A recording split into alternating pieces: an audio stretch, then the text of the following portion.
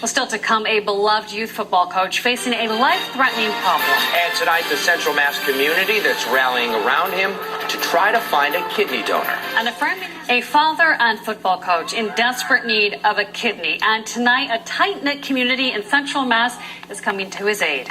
John Snoonian has coached Neshoba youth football for the past year. Both his sons are on the team, and as Shantae Land shows us, the town is getting behind him to help him find a donor. It's a fuel. It really energizes me. Led by his youth football team, Coach John Snoonian became an honorary captain of Neshoba High School football team. It's really overwhelming.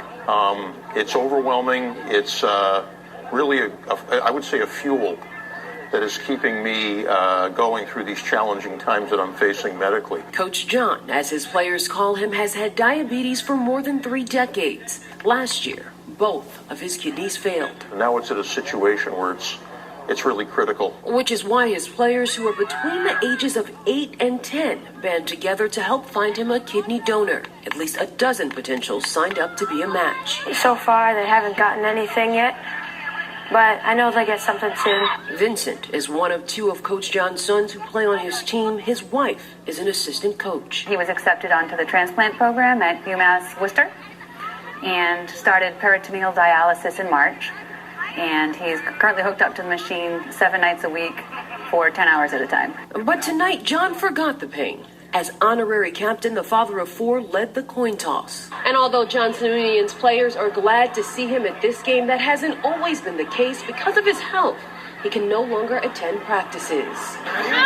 Because last year he was here like all the time, and it doesn't feel right, really. Thank you. Coach John's energy returned to the field Friday. Neshoba beat Middlesex 42-0 to remain undefeated. Keeps me pressing on and wanting to have the will to keep going so that I can be, part of this wonderful community for, years to come. In Bolton, Shantae Lands, WBZ News.